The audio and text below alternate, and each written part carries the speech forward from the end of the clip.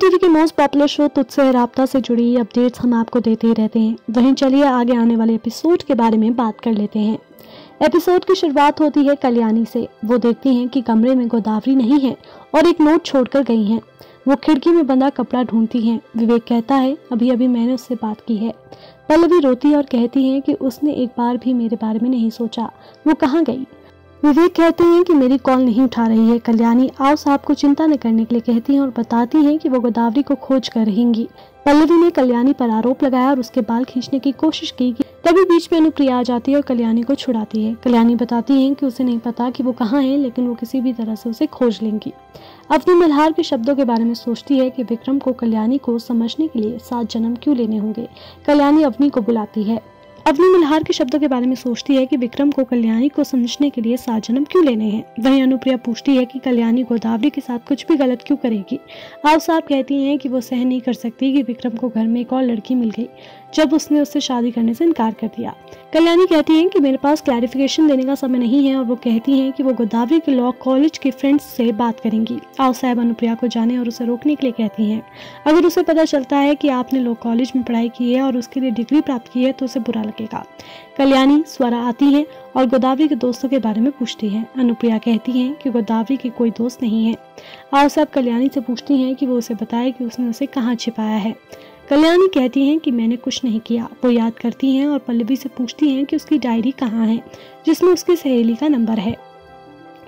पल्लवी का कहना है कि मुझे पता नहीं है। कल्याणी डायरी ढूंढती है और उसकी जांच करती है। वो कहती हैं कि अजीब है कि स्कूल और कॉलेज के दोस्तों की संख्या इसमें है लेकिन लॉ कॉलेज के दोस्तों की नहीं। विवेक कल्याणी से पूछते हैं कि उन्हें बताएं कि गोदावरी कहाँ है। अनुप्रिया कहती हैं कि आप कल्याणी को वैसे ही दोषी नहीं ठहरा सकते। आओ साहब उसे घूरती हैं। अनुप्रिया चुप हो जाती हैं। आओ साहब कल्याणी से पूछती हैं कि गोदावरी कहाँ है। कल्याणी कहती हैं कि मुझे नहीं पता कि वो कहाँ है। तभी विक्रम वहाँ पहरेदारों के साथ आता है और बताता है कि उसने उसे हर जगह खोजा है लेकिन वो उसे नहीं मिली। आओ साहब पूछती हैं कि आपको कैसे पता चला। पल्लवी कहती हैं कि मैंने उसे सूचित किया। विक्रम का कहना है कि पल्लवी मौसी ने सही कहा, कोई उसकी मदद कर रहा है। वो कल्याणी पर उससे बदला लेने का आरोप लगाता है। कल्याणी उसे अपने रास्ते से जाने के लिए कहती है। विक्रम कहता है कि वो उसे जाने नहीं देगा। तभी मल्हार आता है और विक्रम को पकड़ लेता है।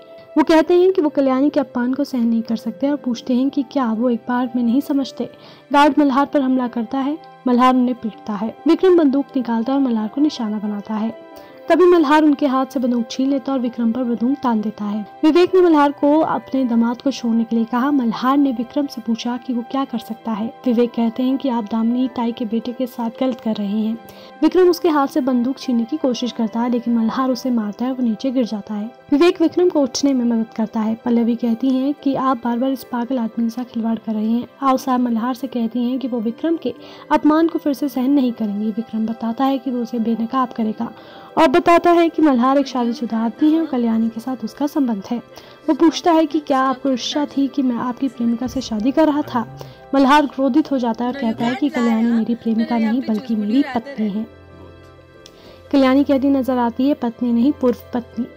विक्रम हैरान रह जाता है और कहता है कि तुम दोनों शादीशुदा थे। मल्हार बंदूक से गोलियां निकालता है और बंदूक फेंक देता है।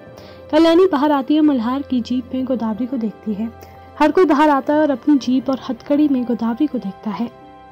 आओ साहब ने मल्हार को उसकी प्रतिष्ठा खराब करने के लिए उसे अपहरण का दोषी ठहराया। विक्रम का कहना है कि ये कल्याणी और मल्हार ने उसे अगवा करने की संयुक्त योजना बनाई थी।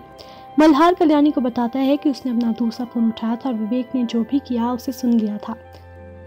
मल्हार कल्याणी को बताता है कि उसने अपना दूसरा फोन उठाया था और विवेक ने जो भी कहा उसे सुन लिया। वो कहता है कि मुझे पता था कि आप निश्चित रूप से नाटक करेंगे और कहते हैं कि आपकी बेटी कार चोरी करने के बाद मॉल से भाग रही थी ताकि आप उसे ट्रेस ना करें।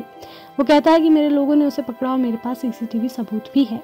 वो उसकी हथकड़ी खोल देता है। विक्रम बताता है कि वो ऐसी लड़की से शादी नहीं कर सकता। पल्लवी ने उसके साथ दुर्व्यवहार किया और बताया कि कल्याणी ने उसे ऐसा कदम उठाने के लिए उकसाया। वहीं विवेक का कहना है कि पल्लवी सही कह रही है, गोदावरी ऐसा नहीं कर सकती। मल्हार का कहना है कि अगर आप इतना चाहते हैं तो आपको एक अच्छा लड़का मिल जाएगा। आओ साहब मल्हार को छोड़ने के लिए कहते। कल्याणी कहती है मल्हार जी, लेकिन उसके बाद वो अचानक से कहती हैं अधिकारी रानी ने गोदावरी को वापस लाया।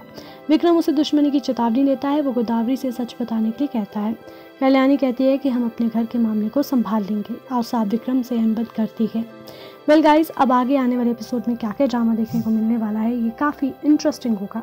आपको हमारी स्टोरी कैसी लगी हमें कमेंट करके ज़रूर बताएं और टीवी से जुड़ी तमाम खबरों को जानने के लिए बने रहें हमारे साथ।